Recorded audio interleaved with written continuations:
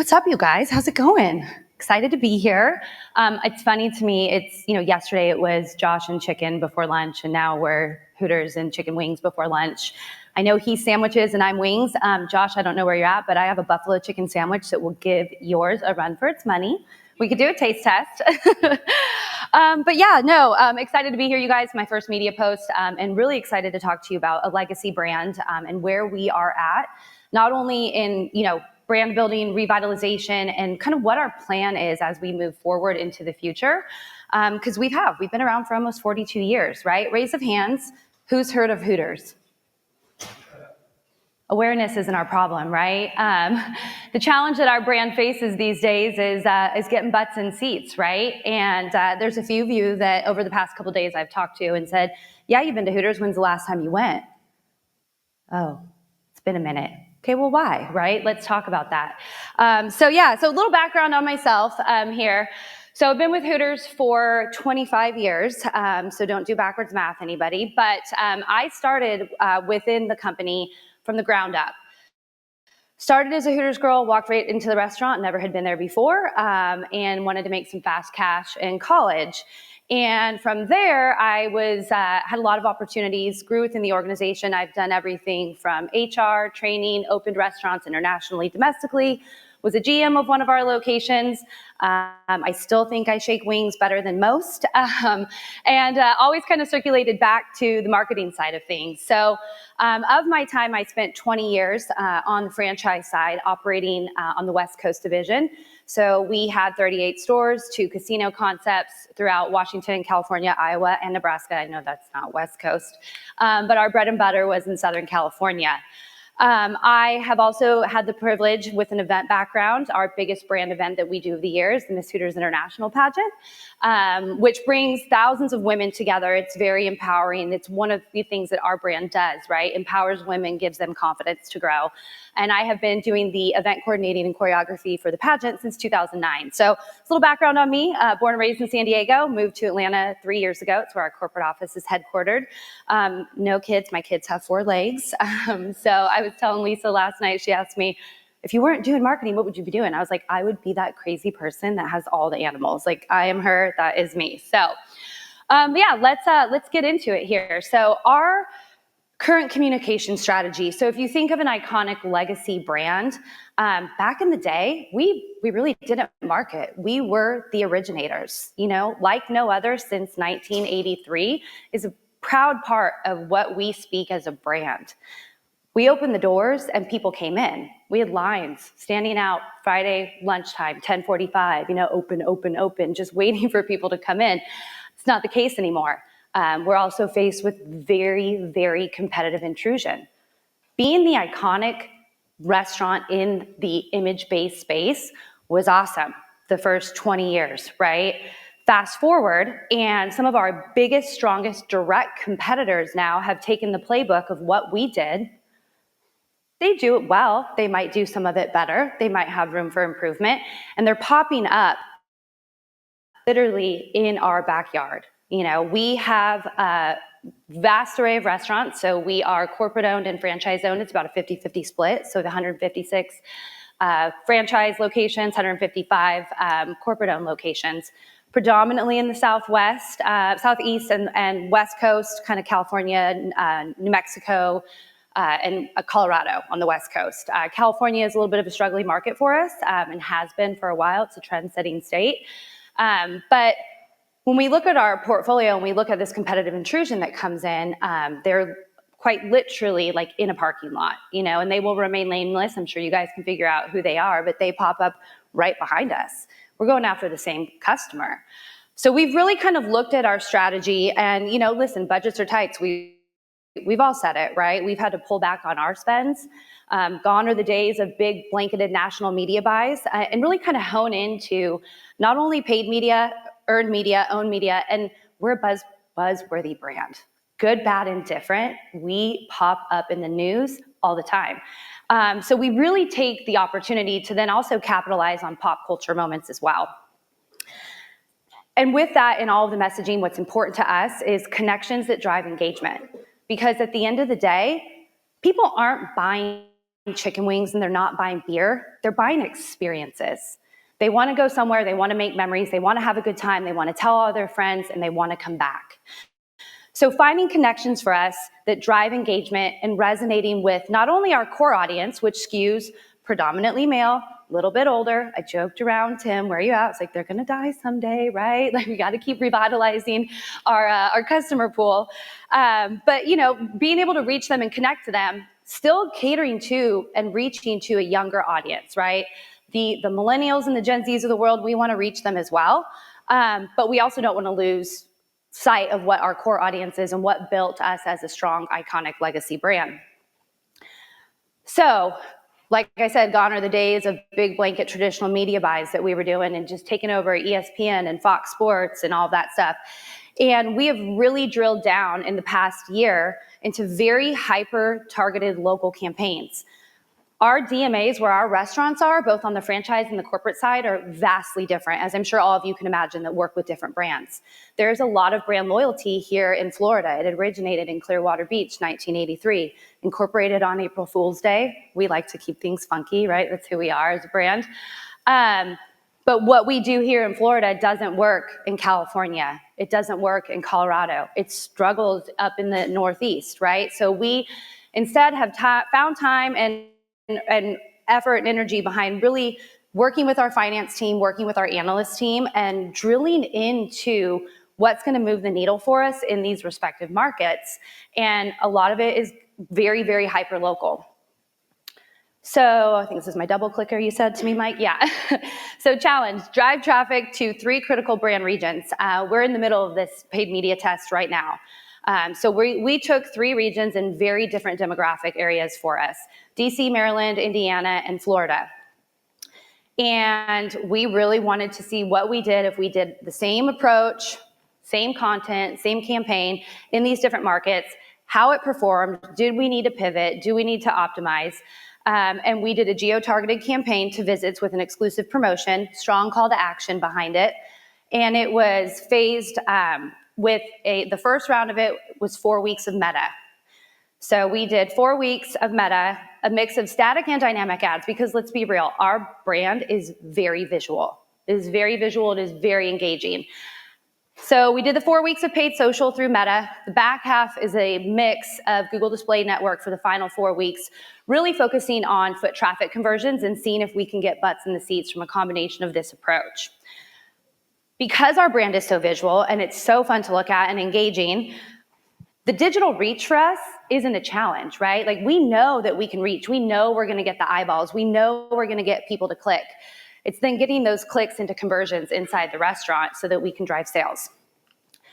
Through this campaign so far, and it runs through mid-March, but we've got 2.5 million impressions, 3.5% click-through rate, which if you look at Meta's benchmark, surpassing their average for restaurant ads. No surprise here, our men, a little skewed older, right? That is our strategic audience. That's who we're going after. We don't lose sight, right, though, of reaching women and females as well. So tentpole campaigns. We have 2 times of the year that we really plus up our media: March Madness and football. It's a very system-wide promotion. Right now, we're launching the March Madness campaign that's going to kick off. We spend a lot of money with ESPN and Good Karma. Those campaigns for us blanket the franchise system and the corporate stores as well, because we, with our franchisees, and being on the franchise side as I was, have the opportunity to spend money in their own market, right? And they do a really great job at that. On the corporate side, we kind of do the same thing, and we drill in, and where can we plus up? Where do I have restaurants that are operationally sound that I really want to drive traffic to, right? Because I'll be honest, maybe not all of them are, right? We might have staffing issues. It could be, operational improvements that are an R&M side of things that are getting worked on. So we really work closely with our restaurant operators and our finance team to identify locations that we are going to see the most return. Ones that we know if we're going to spend the money to drive them inside the 4 walls, they're going to be delivered the experience that Hooters is known for so that we can retain them as a loyal guest. Our guests are loyal almost maybe to a fault at times, but what we have seen in our space is the frequency is down, right? People don't have as much expendable income. Chicken wings are expensive, right? And as a commodity and we're looking at cost of goods, we naturally have had to take some price increase. And that affects how much cash and how much expendable income our normal blue collar regular customer that was maybe coming in twice a month is only coming in once a month. So in our tentpole campaigns, being March Madness and football, we do produce spots. So for a while there, we were spending a ton of money on production. We were filming a new spot every time for football and every time for March Madness. As budgets got cut back and we kind of had to get a little scrappy and figure out how we want to make it work, we have a goal not only to support the corporate stores, but also to support our franchise partners with content, right? So they can go and they can do their hyper-local targeted media buys. So we actually synced up with a great production team. They're called Home Team. They're based out of Atlanta. And we really kind of thought back, like, how do we do this? How can we repurpose some of the content in both tentpole seasons and save on our production budget, which then gives us more money to spend to actually get the spot out there, right? So we teamed up with them, and it was about a 6-month planning process of, we're gonna film a spot that we can repurpose both times. They've done a really great job. So this spot that you're gonna see here is the same spot that we ran during football. The only thing that changed is, obviously, as you see going into it here in a second, it's got basketball in the background, and then football, and then football, and then football, and then football, and then football, and then football, and then football. Do we lose audio? Do we lose audio? Do we lose audio?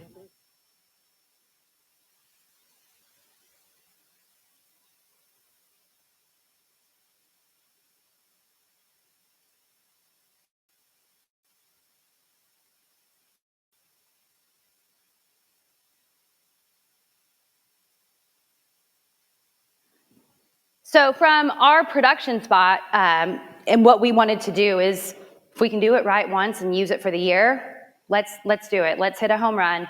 And we've seen really, really great traction and response during the football season from this spot. We're really excited to see it go live going into March Madness as well. But that is just part of our strategy when we're looking at how we allocate media dollars and production dollars so that we can spend, again, more money in the respective markets that need the sales.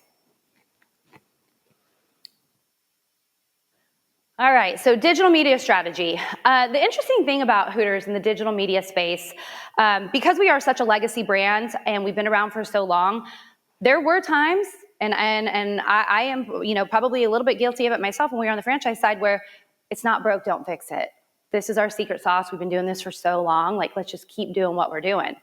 And we realized that we were maybe a little bit slower to adapt when digital transformation really started happening. So we were kind of playing catch up for a little bit, right? We have some challenges too, on the franchise side, kind of same thing, right? Because they are a little bit hyper local and have a little bit more flexibility. They've been around for a long time. They were also playing catch up and finding ways to kind of unify us in the digital space to create cohesive alignment across the entire system. As a international brand, 312 domestic locations, and then we are in 7 countries, the biggest being Latin America, Asia, South Africa, Canada, and the UK. So we really kind of put a little thought into it and really said, hey, we need to focus on digital. We need to be able to provide our franchise partners digital assets to get the most bang for their buck. So obviously, eye-catching ads, right? That is what we go after. We are an image-based concept at the end of the day. We are a restaurant, but Hooters Girls is our most strategic brand asset. It's what sells us. It's why people come in. Targeted messages for every phase of the tournament. So it's kind of just carrying on to what I just showed you guys for March Madness. So we kind of have a 3-tiered approach to catch them before the tournament.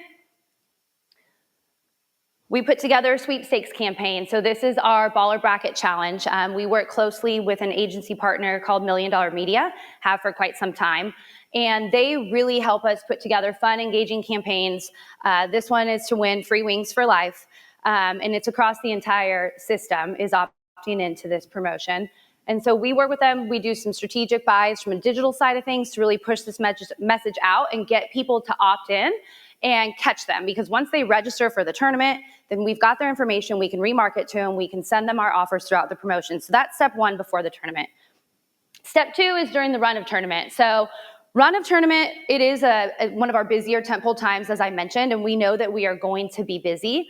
So what we do is we really just focus on, again, those eye-catching, appealing ads just to make people aware that we are the destination for all things basketball.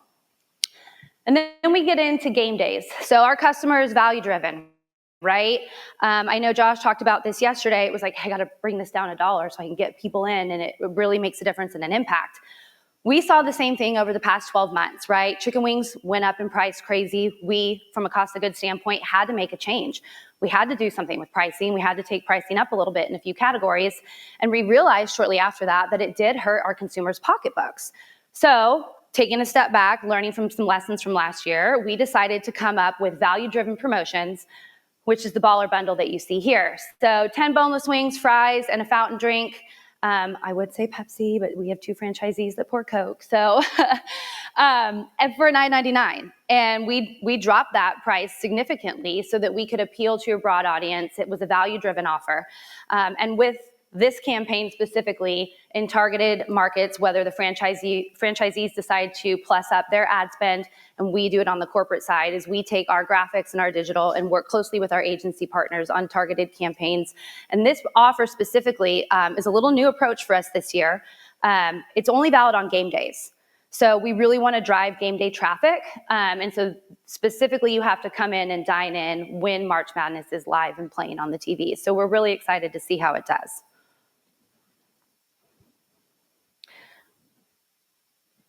All right. So let's talk about buzzworthy. Capitalizing on buzzworthy and culturally relevant moments within our brand.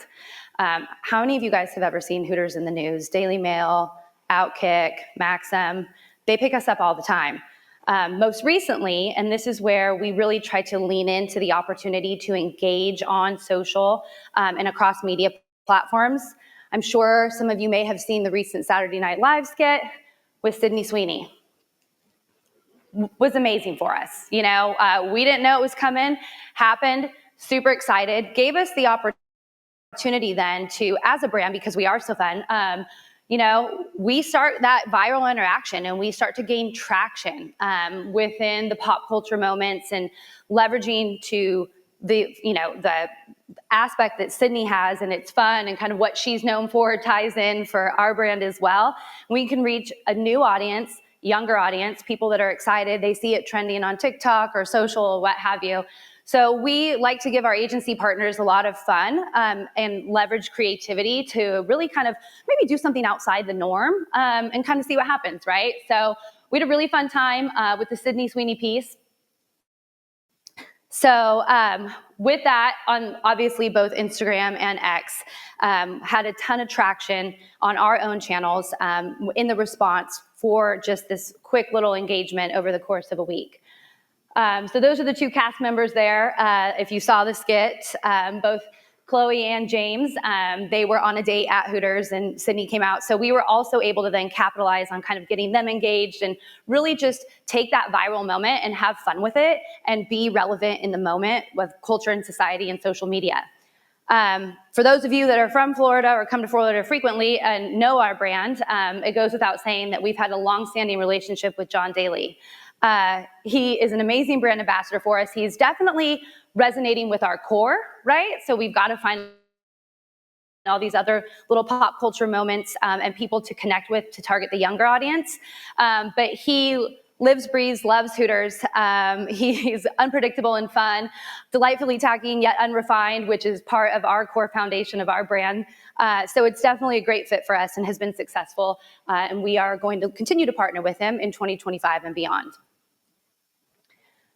This is just some stats I wanted to share with you guys. So, you know, capitalizing on pop culture moments is such a big piece of the earned media for us because we reach that whole new audience, right? So Maxim picked up the story. Maxim has over 920,000 average monthly views, 60% male, core target for us.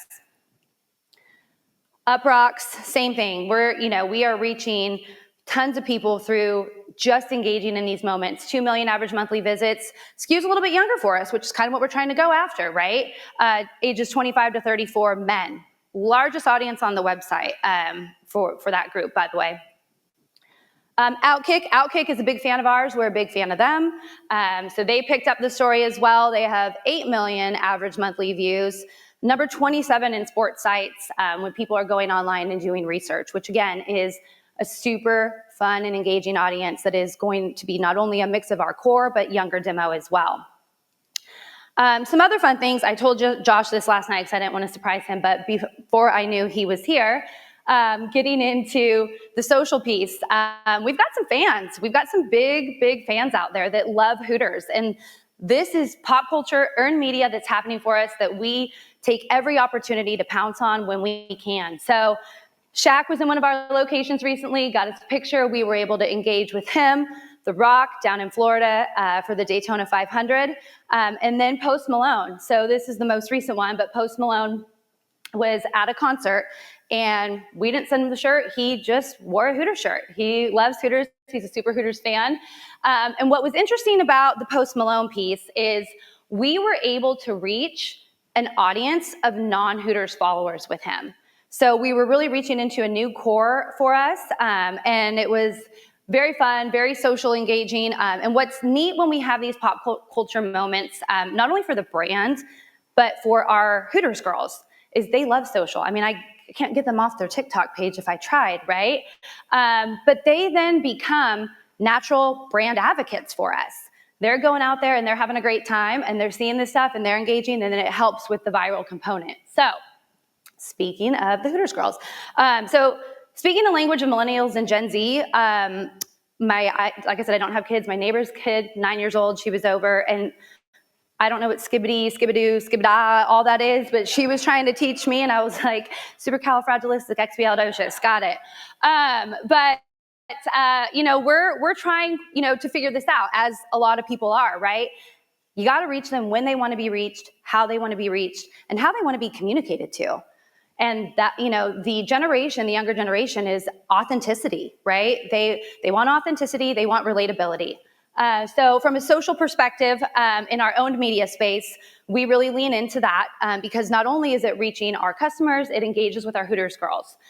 We like to have a little bit of fun on X, with some of our direct competitors, because we can kind of live in that space. We can be a little scrappy, we can be a little feisty, and we get some good social component out of it. So going into Atmosphere, Red, Peter, where are you guys at? So we've partnered with Atmosphere for a really long time. They are a phenomenal partner for us, and we see value in them. They see value in us. We have the opportunity, like they spoke earlier today, we use their devices inside our four walls as digital billboards. So we have them in the restaurants. We also use these same ads and do all of the targeting in competitor 2, 3, 4, 5 mile radius, strategic times of the year, and they're phenomenal to work for. So I don't work for Atmosphere, I'm not plugging them totally, but love you guys.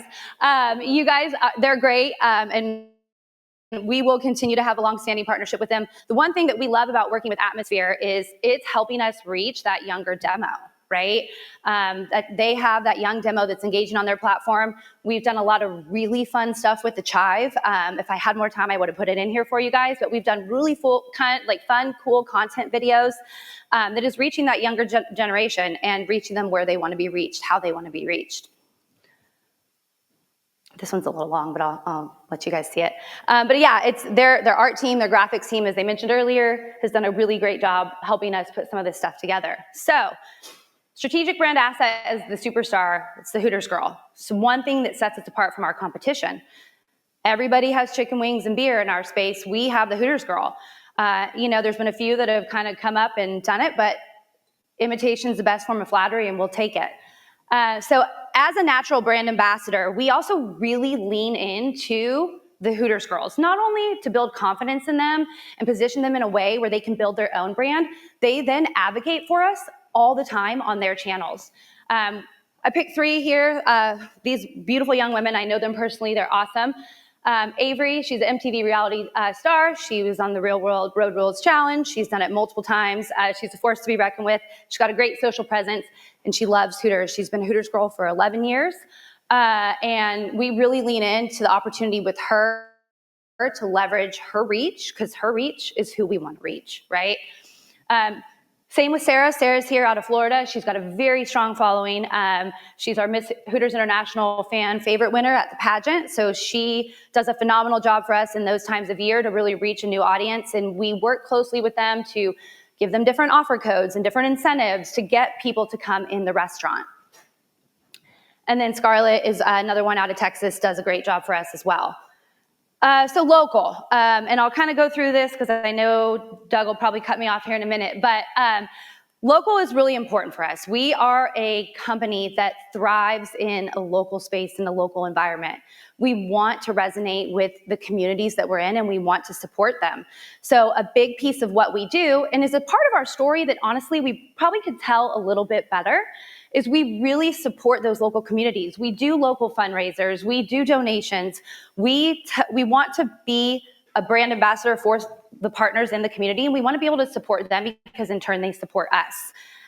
So as I wrap this here, my last thing is loyalty. So when I said earlier we were probably a little bit slow to evolve in the loyalty piece, our core customer is loyal, but how do we keep that core customer more frequent and more loyal and reach new people?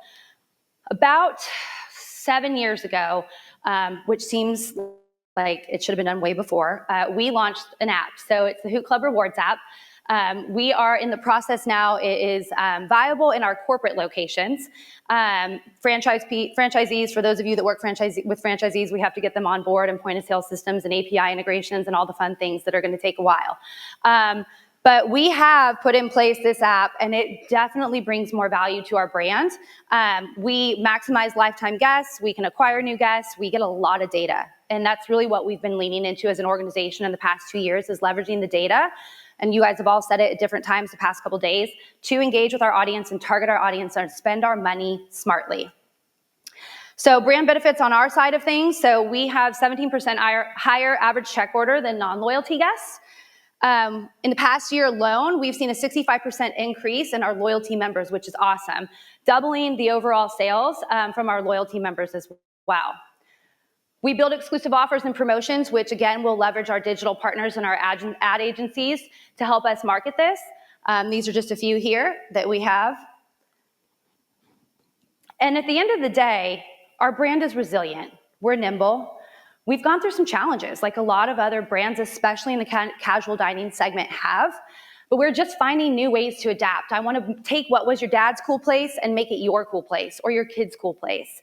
And so as future state for Hooters, we're going to continue to pursue local, real, authentic, relatable content in the communities that we're in, but not lose sight of who we are as a brand and keep things moving forward for the next 42 years. So with that, I appreciate you guys. Thank you so much, and I'll answer any questions.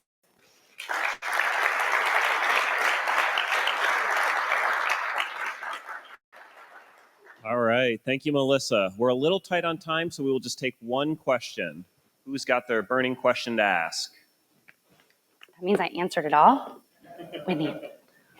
All right, well, Melissa, here we go. Thank you.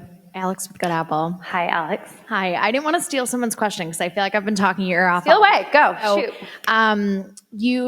You've mentioned how different your core is versus the younger audiences that you're going after. So knowing just how different they are and how you're reaching them in such different areas, how are you messaging to them differently? Like, how are you speaking to them differently? Do you have different creatives that speak to your core versus your younger demo? Yeah. How are you handling that? Great question. Yes. So the short answer is yes. We definitely take a different approach from the creative piece and kind of what resonates with the certain audience that we're going after, and honestly, what platform that we're going after them on too.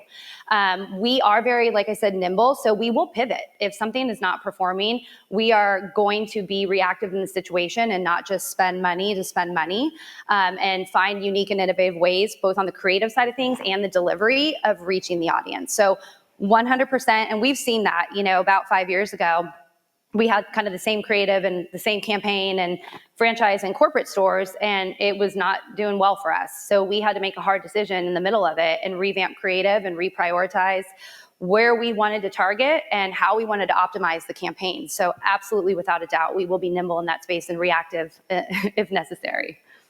Cool. All right, thank you, Thanks, Melissa. Doug.